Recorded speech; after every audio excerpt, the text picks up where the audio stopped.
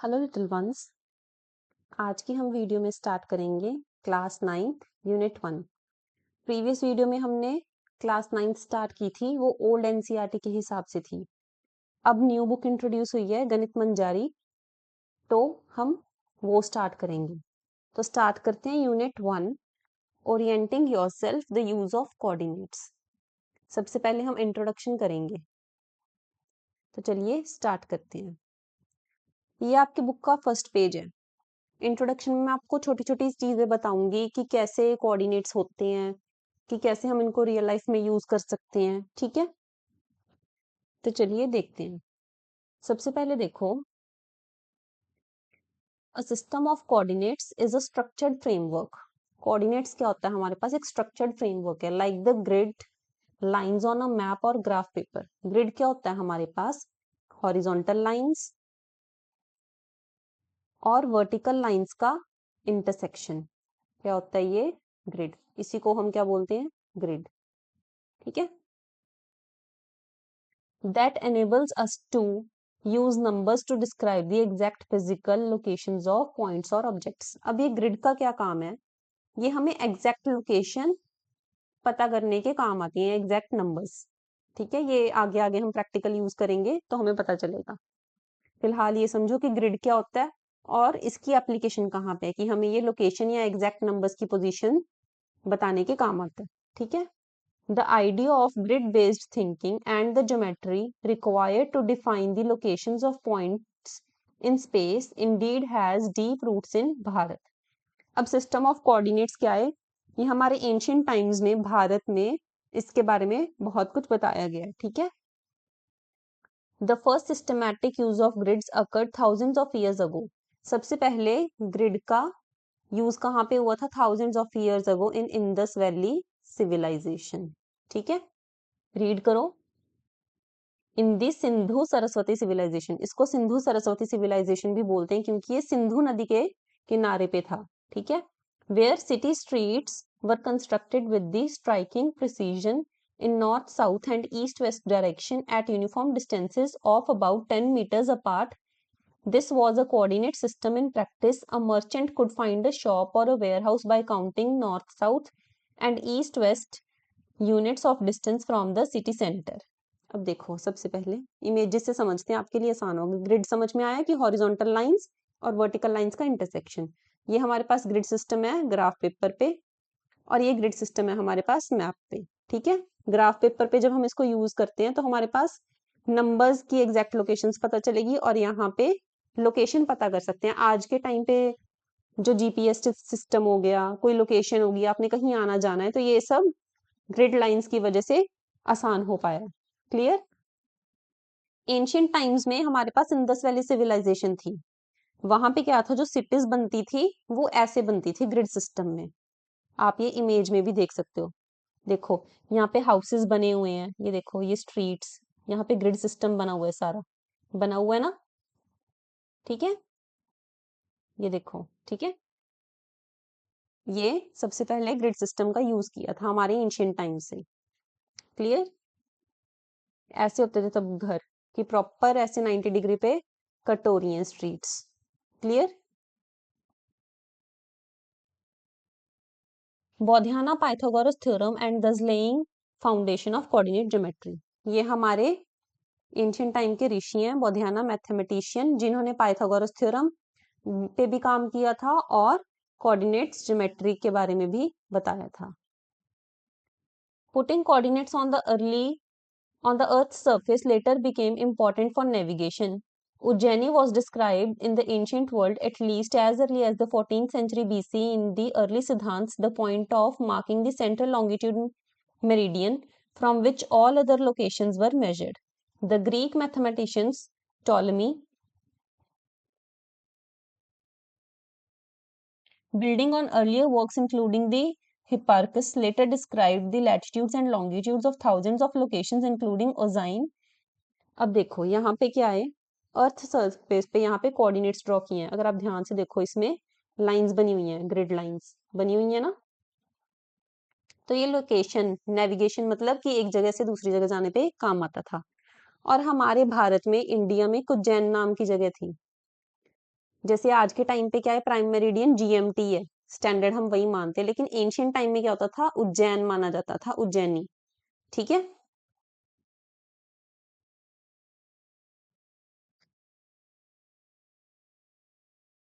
Aryabhatta replaced the Greek gods with signs, making it much easier to calculate the coordinates of a star or a city. He mapped the sky using celestial coordinates, measuring coordinate distances and elliptic, the path of sun. अब देखो, ये Ptolemy है, ठीक है, इन्होंने भी काफी काम किया है कोऑर्डिनेट ज्योमेट्री में, और ये आर्यभट्ट है, ठीक है, इन्होंने ये सेलेस्टियल कोऑर्डिनेट्स यूज किए हैं, आर्यभट्ट ने ये सेलेस्टियल कोऑर्डिनेट्स यूज किए हैं। हमारे पास सन, स्काई, स्टार्स, इन सब की चीजें जो भी हैं, इनमें पोजीशंस, कि ये कहाँ पे है, एग्जैक्ट पोजीशन इनकी बता सकें, ठीक है। आर्यभट्ट ने भी काफी काम किया है कोऑर्डिनेट ज्योमेट्री पे। क्लियर। फिर Brahmagupta formalize the notion and use of zero and negative numbers as algebraic entities. In modern coordinate system, the origin is zero and the negative axis represent value less than zero. Without Brahmagupta's work, the four quadrant Cartesian plane, as we will study in this chapter, would be impossible. अब देखो, ब्रह्मगुप्त हैं,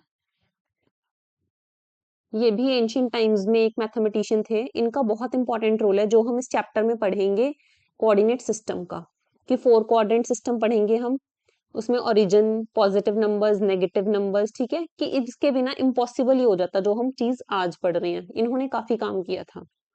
clear है। ये mathematician Brahmagupta हैं।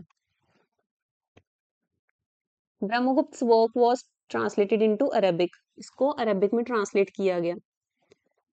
And the Ujjaini meridian entered Arabic geography under the name Arin, और जो Ujjaini meridian की थी उस टाइम पे, वो अरेबिक ज्योग्राफी में पहुंची अरिन नाम से, ठीक है, जिसको जीरो लॉन्गिट्यूड रेफरेंस दिया जाता है अरेबिक मैप्स में, ठीक है। The influential Arab scholar Al Biruni traveled to India, studied the Siddhants, and used Indian trigonometric methods to calculate the coordinates of various cities across Asia. Al-Biruni also later perfected the astrolabe, a handheld, a handheld device that allowed sailors to find their coordinates by looking at the stars. अब देखो, एक अलबरूनी है, ये India आया था, इसने हमारे सिद्धांत पढ़े और इसने कोऑर्डिनेट सिस्टम यूज किया कि जिससे उसको नेविगेशन के बारे में पता चले कि कौन सी जगह कहाँ पे है, कौन सी सिटी एशिया में कहाँ पे है, ठीक है।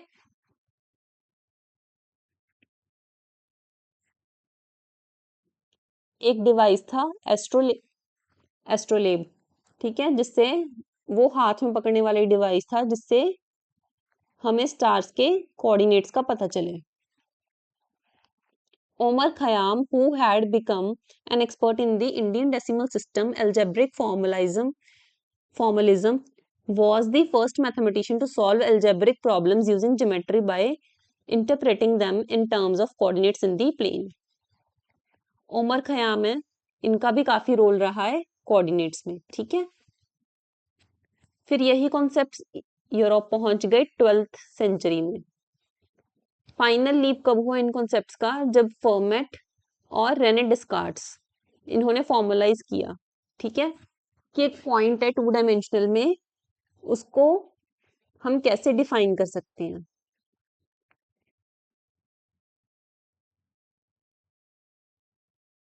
To dimensional plane could be defined by simply two numbers, कि टू डायमेंशनल प्लेन के लिए हमें टू नंबर्स चाहिए, and more complex geometric shapes could then be described precisely using algebra and equations, thus bringing the areas geometry and algebra even closer together. In grades 9th and 10th, you will have a chance to study this amazing coordinate system which has such a rich history in human thought and endeavor. You will be able to locate objects with pinpoint accuracy. You will also see how using coordinates enables us to visualize algebraic equations as geometric shapes and vice versa. We begin our study of coordinates with a story that will help you understand them new terms better. अब देखो, ये Renee डिस्कार्ड्स हैं और ये format है, ये European scientists हैं, इन्होंने भी काफी काम किया और हमें पिन पॉइंट एक्यूरेसी से पता चल जाएगा कि कौन सी चीज कहाँ पे है, कोई स्टार्स की लोकेशन है, कोई सन की, मून की, सेलेस्टियल ऑब्जेक्ट्स की लोकेशन है, या फिर हमारी अर्थ सरफेस पे भी कि कौन सी कंट्री कहाँ पे है, कौन सी सिटी कहाँ पे है, ऐसे। क्लियर? चलो नेक्स्ट है 1.2 सेटलिंग इन। अब इन्होंने बोला है कोऑर्डिनेट्स का मेन काम क्या है कि हमारे पास किसी भी चीज की लोकेशन ये बताते हैं, ठीक है। नेक्स्ट क्या है 1.2 settling in. It is the beginning of the academic year and Riyan is both excited and nervous. The family has just moved to a new city. He and his sister Shalini will be attending a new school. Today, Shalini will help him settle into the new environment where someone is not able to see this can be a very big challenge. But with their mother's transferable job, the siblings have done it often and it has become easier with each move.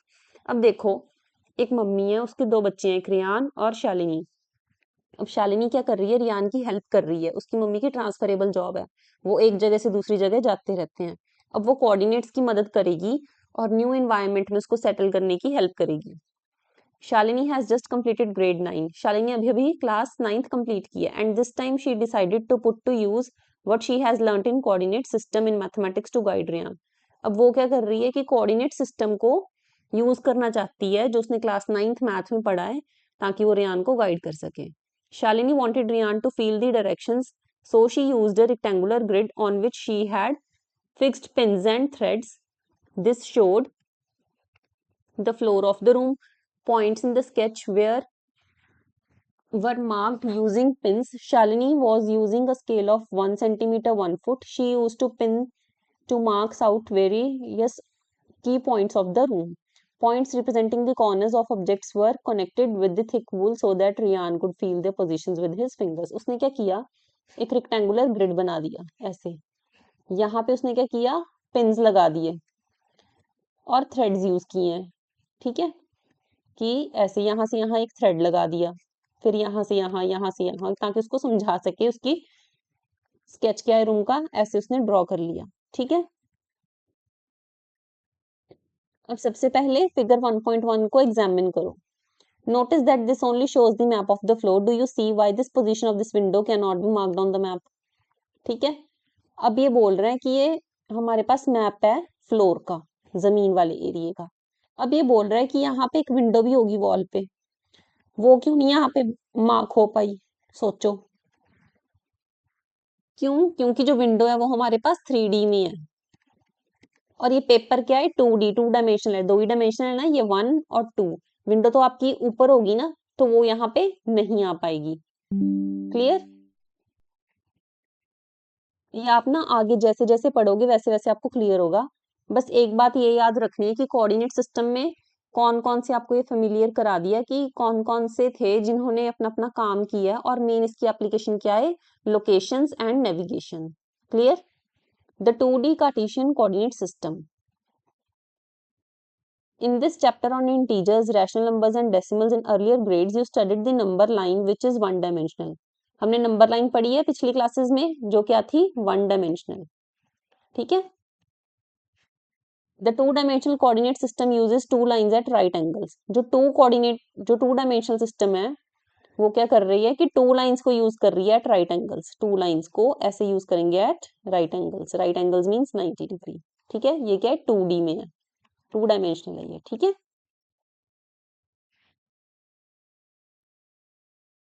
For convenience, we consider one of the lines to be horizontal. It is called x-axis. Convenience के लिए जो हमारे पास horizontal line है, horizontal means relative line है, उसको हम x-axis बोलते हैं, x-axis, ठीक है।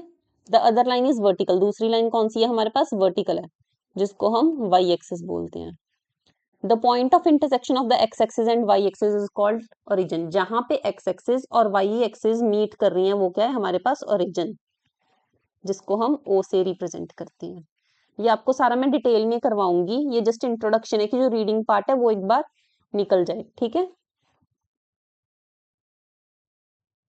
इसके कोऑर्डिनेट्स क्या होते हैं ओरिजिन के, 0,0। यहाँ पे x की वैल्यू भी 0 है और y की वैल्यू भी 0 है।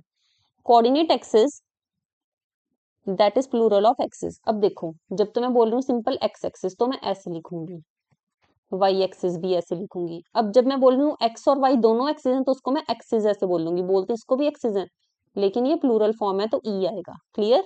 क्योंकि यहाँ पे दोनों एक्सिस की बात हो रही है। Help us to locate any point in 2D space using the points coordinates. अब यहाँ पे हम 2 डायमेंशनल में कोई भी पॉइंट लोकेट कर सकते हैं। Distances from O are marked off in equal units. अब ओ से हमारे पास जो डिस्टेंस मार्क होंगे वो इक्वल होंगे, जैसे यहाँ से यहाँ 1 सेंटीमीटर है तो यहाँ से यहाँ भी 1 सेंटीमीटर होगा, फिर यहाँ से यहाँ भी 1 सेंटीमीटर होगा, इक्वल डिस्टेंस पे। क्लियर? जो डिस्टेंस है हमारे पास ओ के राइट में वो क्या है? पॉजिटिव। ये सारा डिटेल में करवाऊंगी, एक बार ओवरव्यू ले लो। जो डिस्टेंस है ओ से लेफ्ट वाली साइड वो क्या होता है? नेगेटिव। जो डिस्टेंस ओ से ऊपर वाली साइड होता है अपवर्ड वो क्या होता है? पॉजिटिव। जो ओ से नेगेटिव साइड होता है, डाउनवर्ड साइड होता है, वो क्या होता है? नेगेटिव। ठीक है, ये हमारे पास फिगर है 1.2। Clear? Point B is on the X axis. B क्या है हमारे पास? एक्स एक्सिस पे है। ठीक है, यही था, हॉरिजॉन्टल लाइन हमारे पास एक्स एक्सिस थी, वर्टिकल लाइन हमारे पास वाई एक्सिस थी। क्लियर? ओ क्या है? ओरिजिन।